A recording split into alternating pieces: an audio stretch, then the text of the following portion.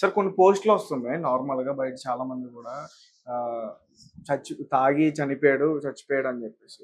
వాటిపైన మీ రియాక్షన్? అంటే ఫస్ట్ నాకు అభిప్రాయం లేదు. తర్వాత కొన్ని సీసీ ఫుటేజ్‌లు వచ్చినాయి కదా! అందులో కొంచెం అతను బ్యాలెన్స్‌డ్‌గా లేకుండా తూలుతూ డ్రైవ్. చూసారా మీరు ఫుటేజెస్ 2 చూసారా? చూసాను. మీకు కూడా చూపిస్తానండి ఒకసారి.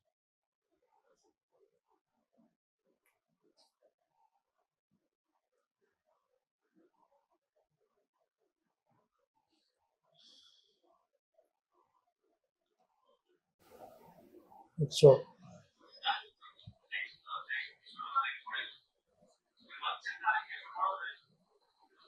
అంటే ఈ క్లిప్ వచ్చిన తర్వాత కూడా మరొక విషయం అంటున్నారు సార్, అక్కడ మనిషినే మార్చేసారు వీళ్ళు, మనిషిని మాయ చేసేసి చేశారు. అజయ్ బాబు ఇంకొకటి కూడా అంటాడు, ముస్లిమ్స్ తో చేతులు కలిపి మరి చేశారు కావాలని. ఎవరు ముస్లిమ్స్? మేమా? మీరు ముస్లిమ్స్ తో కలిపి, అంటే ముస్లిమ్స్ రంజాన్ సీజన్ కాబట్టి వాళ్ళు ఎవరికి ఎటువంటి ప్రాణహాని చేయరు, సో కావాలని వాళ్ళతో కలిసి చేశారు అనేది కూడా అతను డైరెక్ట్ గా అన్నాడు, నాతోనే అన్నాడు, నా వీడియోలో ఉంది. అసలు ఇందులో ప్రధానంగా సస్పెక్ట్ చేయాల్సింది అజయ్ బాబు లాంటి వాడిని. వీడికి ఇలాంటి శవాలు దొరికినప్పుడే వీడు కొంచెం ఎలివేట్ అవ్వడానికి, క్రైస్తవుల మీద దాడులు జరుగుతున్నాయని చెప్పడానికి వాళ్ళకి ఒక కాజ్ దొరికింది. ఇప్పుడు మేము ఎలా అయితే క్రైస్తవం ప్రమాదకరం అని చెప్పాలంటే ప్రవీణ్ లాంటి వ్యక్తులు మాట్లాడడం అవసరమో, ఇప్పుడు ఈ అజయ్ బాబు లాంటి పిచ్చి కుక్కలు మాట్లాడాలంటే వాళ్ళకి శవాలు కావాలి. శవాలు కనుక దొరకకపోతే వాళ్ళే చంపేస్తూ ఉంటారు. ఈడే ఖచ్చితంగా ప్రవీణ్ని చంపేసి దీన్ని పెద్ద ఇష్యూ చేసేసి రాష్ట్రంలో క్రైస్తవులకు రక్షణ లేదు కాబట్టి వీళ్ళ రక్షణ కోసం నేను నిలబడతాను, నేను పోరాడతాను, నాకు మీరు అందరూ సపోర్ట్ చేయండి. మణిపూర్లో ఎక్కడేదో గొడవలు జరుగుతున్నాయని చెప్పి కోట్లాది రూపాయలు దొబ్బేసాడు. ఇది వాళ్ళ పాస్టర్ల, వాళ్ళకి నేను సపోర్ట్ చేస్తాను, సహాయం చేస్తాను, అక్కడికి వెళ్తున్నాను, నాకు డబ్బు ఇవ్వండి అని చెప్పి కోట్లాది రూపాయలు దొబ్బేసాడు అని చెప్పి వీళ్ళ పాస్టర్లో బయట పెట్టారు. మొత్తం స్టేట్మెంట్లతో సహా తీశారు.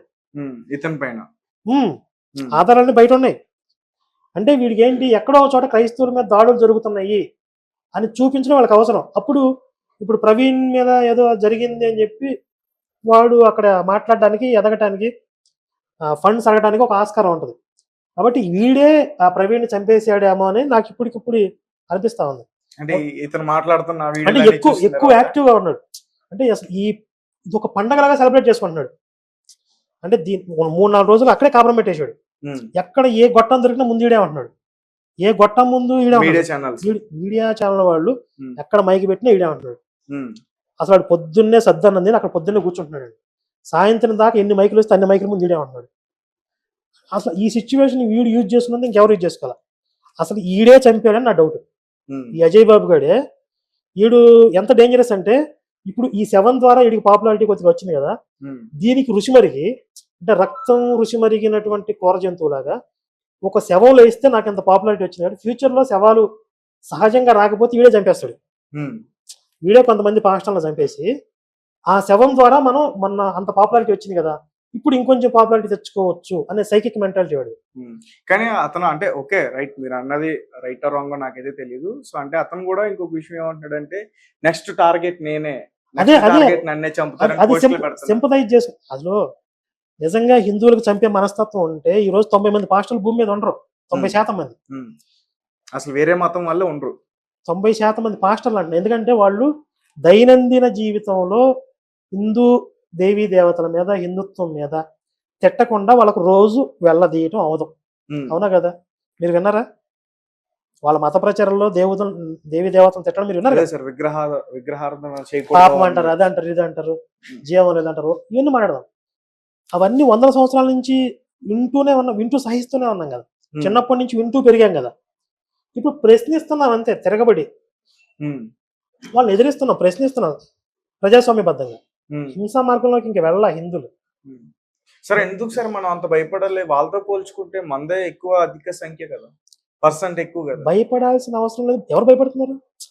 ఇప్పుడు మీకులాగా చాలా మందికి ఒక సెక్యులరిజం అంటే అన్ని మతాలు మంచి చెప్తాయి అని ఒక భావన ఉంది. అన్ని మతాలు ఒకేలా చెప్పట్లేదు అని అర్థం చేసుకుని కొన్ని మతాలు మన మతాన్ని లేదా మన సంస్కృతి, మన ధర్మాన్ని లేకుండా చేయాలని ఒక ప్రణాళికలో ఉన్నాయి అనే విషయాన్ని అర్థం చేసుకోవడానికి కొంత టైం పడుతుంది. అది భయం కాదు. కొంతమంది అర్థమైనా కానట్టు నటిస్తుంటారు, అది వేరే అనుకోండి. Right sir. అయితే కొంతమంది ఏమంటున్నారంటే నేను కామెంట్స్ సెక్షన్స్ లో చూసిన ఆ క్వశ్చన్ అడుగుతున్నా మిమ్మల్ని. ఈ పాస్టర్స్ అలాగే ఈ కరుణాకర్, ఈ హమారా ప్రసాద్, ఈ లలిత్ కుమార్ లాంటి వాళ్ళ వల్ల సాధారణ జీవితం గడిపి ఈ ప్రజలందరూ కూడా ఈ మతాల వల్ల గొడవలు పెరిగే అవకాశం ఉంది, వీళ్ళని కంట్రోల్ చేయాలి, వీళ్ళని అరెస్ట్ చేయాలి అని చెప్పేసి అంటున్నారు. అంటే మీ వల్లే ఎక్కువగా ఇలాంటి మతపరమైన గొడవలు జరిగే అవకాశం ఉంటుంది. నేనేమంటానంటే ఫస్ట్ బైబిల్ బ్యాన్ చేసేయాలి. అసలు మత కలహాలకు కారణం బైబిల్. అంటే వేరే మతాల గురించి మాట్లాడింది బైబిల్. అసలు విగ్రహారాధన పాపం, విగ్రహారాధన వ్యభిచారం. ఇప్పుడు మనం విగ్రహమూర్తులను ఆరాధన చేస్తామా? దాని వ్యభిచారం అంటే తప్ప కదా? తప్పే. కాబట్టి ముందు బైబిల్ బ్యాన్ చేసేయాలి. క్రైస్తవ మత ప్రచారాలను బ్యాన్ చేసేయాలి. వీళ్ళు మాట్లాడితే దేవీ దేవతను దోషం చేయాలి. బైబిల్ ని బ్యాన్ చేయడం కాకుండా దాన్ని బ్యాన్ చేయడం ఎవరు ఒప్పుకోరు. మత ప్రచారాన్ని బ్యాన్ చేయడం మమ్మల్ని అరెస్ట్ చేయడానికి కూడా ఎవరు ఒప్పుకోరు. ఇప్పుడు బైబిల్ మత ప్రచారాన్ని చేయడం బ్యాన్ చేయడం కరెక్టే, కానీ అసలు బైబిల్ చేయడం కష్టం కదా. న్యాయబద్ధంగా నేను సీఎం అయితే లేకపోతే నేను పిఎం అయితే ఖచ్చితంగా చేసేస్తాను. నేను ఈ దేశానికి ప్రధానమంత్రి అయితే బైబిల్ బ్యాన్ చేసేస్తాను. ఉత్తర కొరియా అధ్యక్షుడు జిన్పింగ్, ఉత్తర కొరియా కిమ్ ఉన్నాడు కదా, చైనా అధ్యక్షుడు జిన్పింగ్, నియంత్రణ ఉన్నారు కదా. వాళ్ళ దేశానికి ఏది అవసరమో వాళ్ళు తీసుకున్న రైట్స్. ఇప్పుడు ట్రంప్ ఉన్నాడు, మా దేశంలో అక్రమంగా ఎవరు రావడానికి వీల్లేదు, అందరినీ విమానాలు ఎక్కించి పంపించేస్తున్నారు. వాళ్ళ దేశం యొక్క సార్వభౌమాధికారాన్ని కాపాడుకోవటానికి వాళ్ళ చర్యలు తీసుకుంటారు, వాళ్ళ రైట్స్ అవి. నేను కనుక పిఎం అయితే ఖచ్చితంగా బైబిల్ బ్యాన్ చేస్తాను. అది ప్రమాదం, భారతదేశానికి ప్రమాదం, ఖురాన్ కన్నా ప్రమాదం, ఖురాన్ కంటే ఎక్కువ ప్రమాదం.